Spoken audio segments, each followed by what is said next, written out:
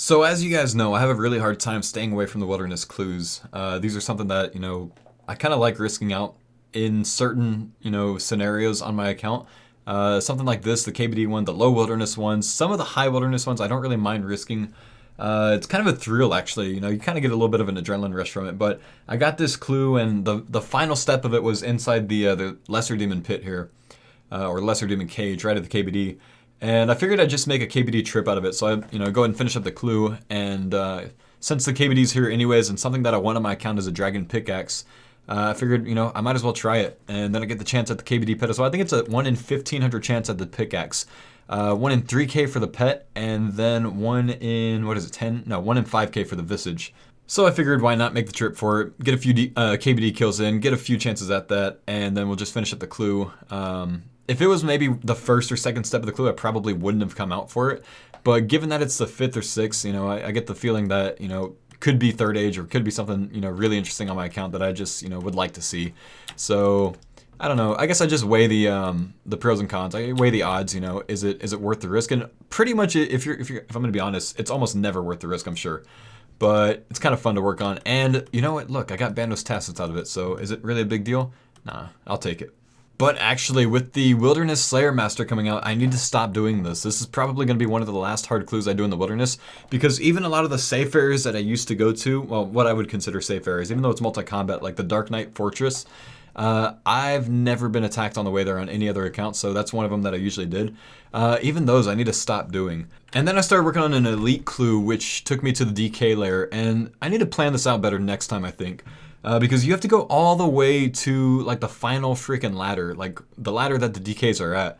And if I'm going to do this in the future, I should probably just make a DK trip out of this or something, or at least get a couple kills, I don't know, maybe not, because I won't be on task most likely, so I don't know if it's just going to be a waste, but it just seems like such a waste of time to come all the way out here and run the whole freaking distance and then not get anything out of it other than, the clue, which is probably a clue you're going to have to drop anyways. Well, actually, this is pretty nice to see. I've been able to complete a lot more elites lately because of all the Sherlock steps I could do. I could do all of them except for one, I think, which is the double cosmics. But I got a master clue from my elite clue. No other good loot, so that means 5 elites, and I still haven't gotten any uniques from it, unfortunately, which I do want the Fury trim kit. That's really the thing that I'm going for with uniques. But since I'm now on a DK task, I figured I'd go ahead and knock that out instead of doing the master, instead of working on that right now. Just because there's not a lot of masters that I can complete, so I wanted to work towards this. Something that I'm still trying to do on the account is get a Sears ring, and I haven't had much luck with this yet. In fact, this entire freaking task, I didn't get one drop from any of them. And I spent the whole task doing Prime and Rex again.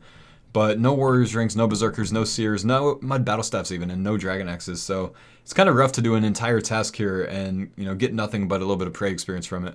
But they're still kind of fun to do. I got a Ring of Life, so I guess I'll count that as something. Oh man, so I finally hit 90 Slayer, and I can finally go for the Dark Beast tasks. And this is my first Superior Night Beast, or Night Beast is what it's called, Superior Dark Beast.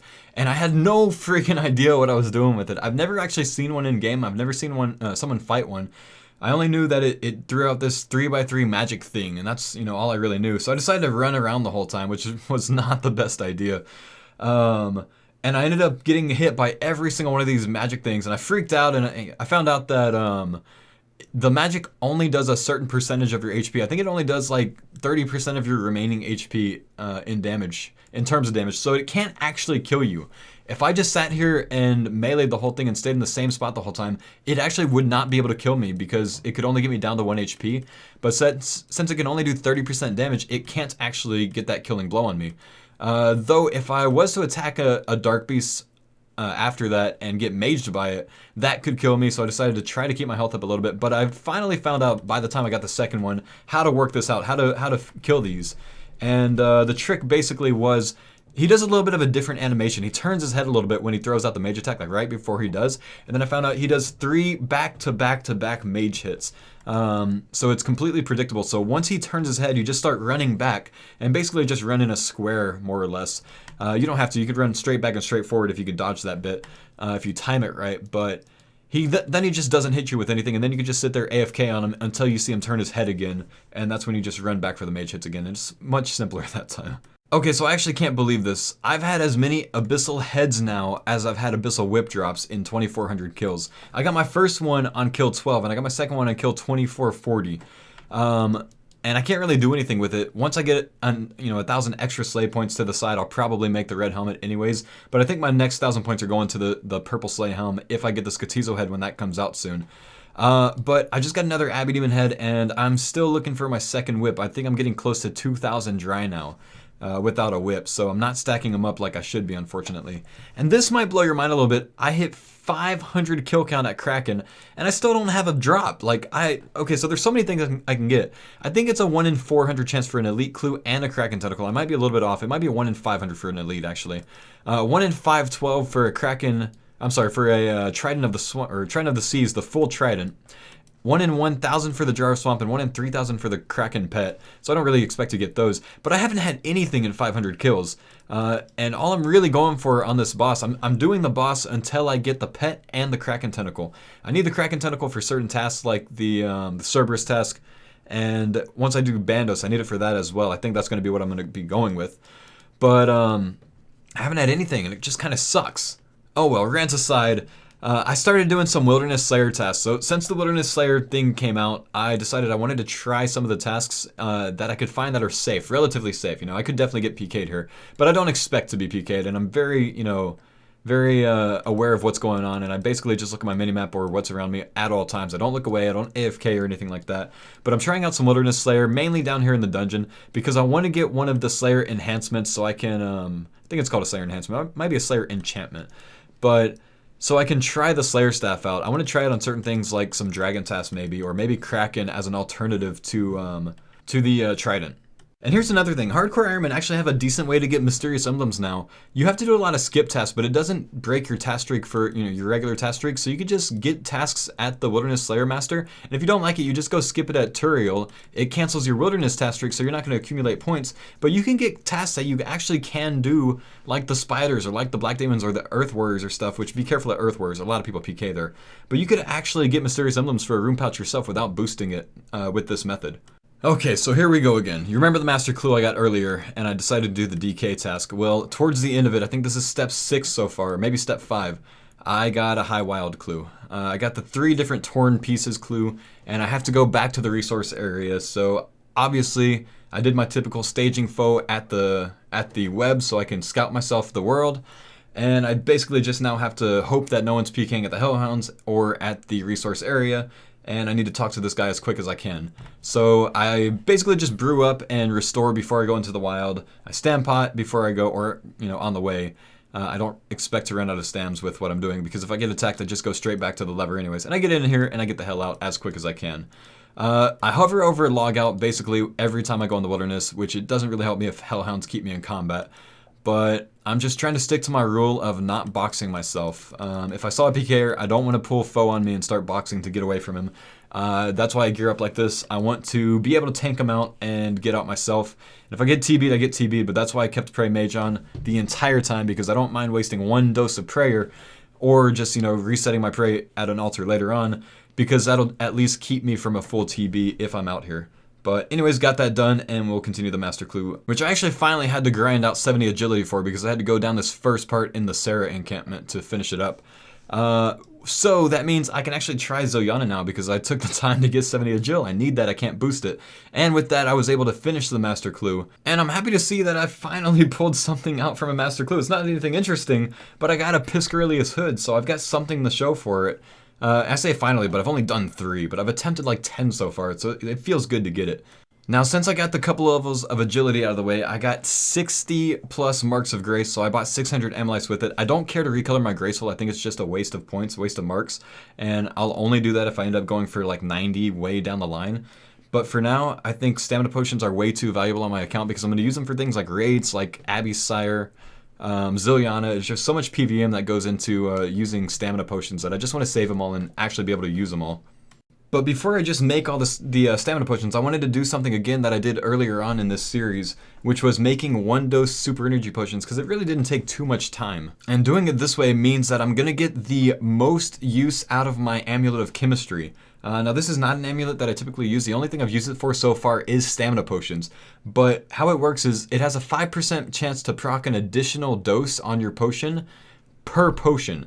So if you have a 3-dose potion and you're mixing a 3-dose potion, so if I had a 3-dose super energy and I add 3 amylase to it, I have a 5% chance to get 1 more dose. If I have a 1-dose super energy and I add 1 amylase to it, I still have a 5% chance to get 1 more dose. So you get the most bang for your buck if you make 1-dose stamina potions to use these on. And it's really simple to do. Basically, I just kept a second amulet of chemistry in my inventory the whole time because they only have 5 charges each. So most people just do 4-dose super energies and they add the amylase to it without the amulet of chemistry, or even with the amulet of chemistry, you won't get anything extra out of it because there's nowhere for that last dose to go if it procs. So I don't think it can proc. But if you use it on 3-dose super energies, you'd expect 10 additional stamina doses from these 600. At a 5% rate. And that's just because there'd be 200 3-dose potions, 5% of that, 10 extra doses, or 10 procs. If you do it with these 1 doses like I'm doing it, I should expect at least 30, and I ended up getting 32, so I got just over what I wanted to go for here. So basically ended up with, 8 free stamina potions, 8 4-dose staminas, out of nowhere that I wouldn't have had otherwise. So I'd say that I was happy investing the time. I don't know if I'm going to do it every time. I think eventually I'm going to get to a point where I just have a ton of staminas and nothing to really do with them because, I'm not going to have that much bossing to do. I hopefully should finish the bosses before then. But I am happy doing it this way this time at least, just to get a little bit extra out of it that I wouldn't have had otherwise. Okay, so this is a big part of the video that I've been waiting for, guys. And this is my first Zilyana attempt.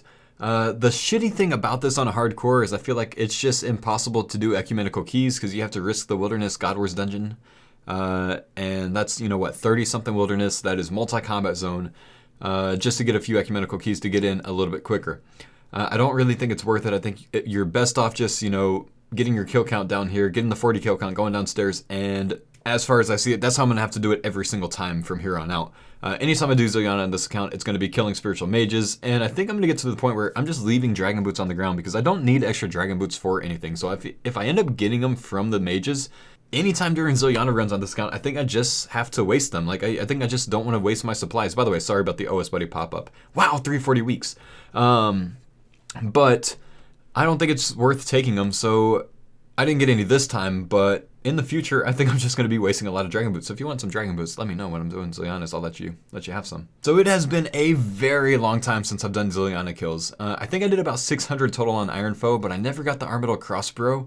So I'm hoping that I can get that on this account earlier on. I hope I get the early hilt. I think I got one on 68 or 69 or so kill count on Iron Faux. So I want that early luck on here. It'd be amazing to have it. But just as a first run, I don't expect this to go amazingly well. I'm hoping for 4 or 5 kills on the whole trip. But I'm just super rusty, and I decided to speed these clips up, by the way, because it's just a lot to watch, and you'd probably be watching another, an additional 5 minutes on this video if I include the full kills, and I'm only showing a couple. But these were my first Zilyana attempts. I ended up getting 7 kills total in this first trip, and I didn't get anything great out of it. I'm sorry if I got your hopes up, but there's nothing there. The first drop, I think I got mage pots and super defense pots, and then the second and third were coins and coins. I got prey pots, 2 addy plates, and I honestly just don't remember what the last drop was. But I didn't die, actually. Believe it or not, I only expected 4 or 5 kills, but I ended up getting 7 total, and I'm just, pretty happy about that. But I'm really hoping that I can, start improving these kills. I'm still a pretty low range level. The next time I come back here and, when I really want to camp it out is after I have Rigor from raids. I think that's going to be extremely, extremely helpful, the additional range bonus and the defensive bonus from that, because that means I'm going to be eating less so I can deal more damage. And I also might start bringing Ruby Bolts as well. I think for a long time in Iron Faux, I brought Ruby Bolts until she was about half health, and then switched to the diamonds. But anyways, guys, hope you enjoyed the content, a little bit more God Wars Dungeon for you. And as we progress on the account, we've got a lot more stuff like this happening as long as we survive. So hopefully we can keep that happening. Hope you enjoyed, and take it easy. I'll see you next time.